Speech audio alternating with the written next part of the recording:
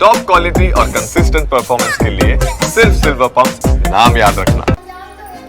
ठीक है, थोड़ा सा आगे बढ़ते हैं। और अनिरुद्धाचार्य जी महाराज को अंग्रेजी और दूसरी भाषाओं से भी समस्या है, ये हम क्यों कह रहे हैं, जरा ये क्लिप सुनिए। हम दोनों मियाँ बीवी उसको बहुत समझाते हैं गुरुजी। मियाँ कब से हो गए आप? हस्बैंड वाइफ हैं? हस्बैंड वाइफ दोनों। हस्बैंड क्यों हो गए, पति क्यों नहीं हुए? मियाँ को पहले नंबर पर रखा, हस्बैंड को दूसरे और पति को तीसरे नंबर पर रखा, जबकि पति पहले। भारतीय शब्द क्या है? पति। मियाँ क्यों हो गए? पंडित जी, एक प्रश्न है मेरा। बोलिए। कि मैंने अपने हस्बैंड से जब शादी करी है, शादी के बाद हम लोगों ने हस्बैंड मत बोला करो, पति देव बोला करो। तो देखा आपने।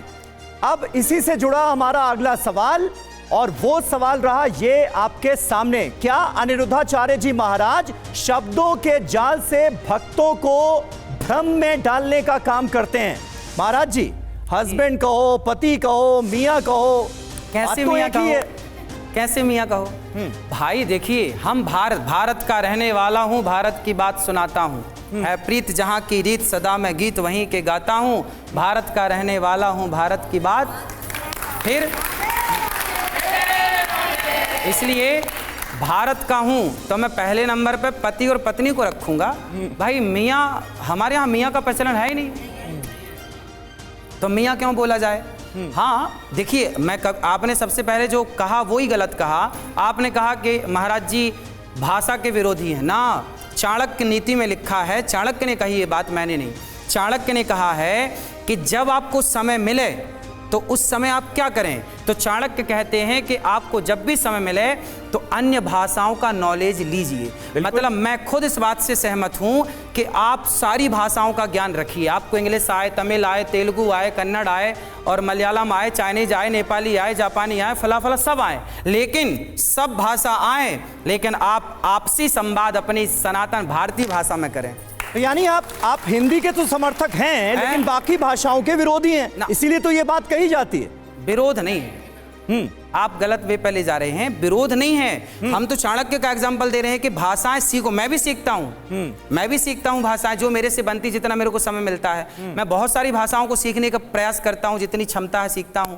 तो लेकिन जब मैं आपसी तालमेल में बात करूं आपस में, तो मैं अपनी भारतीय, मैं तो कहता हूं आप हरियाणा के हैं ना, तो आपको हरियाणवी में बात करनी चाहिए। आप गुजरात के हैं ना, आपको लैंग्वेज सामान्य भाषा में गुजरात में गुजराती बात करना है, ताकि हमारी भाषाएं बनी रहें।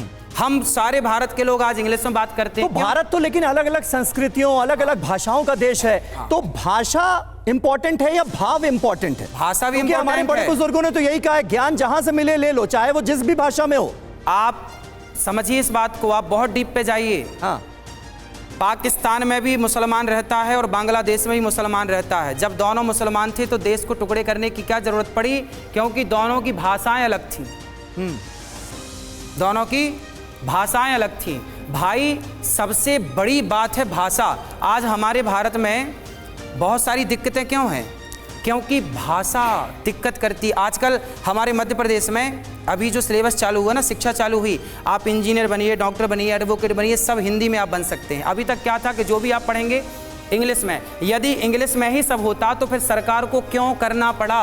हिंदी में भी कर सकते हैं, और जिस राज्य में आप रहते हैं वहां की रीजनल लैंग्वेज में भी कर सकते हैं। क्या आप ये चाहते हैं कि भारतवर्ष की, अनिरुद्धाचार्य जी महाराज ये चाहते हैं कि भारतवर्ष की एक भाषा हो हिंदी?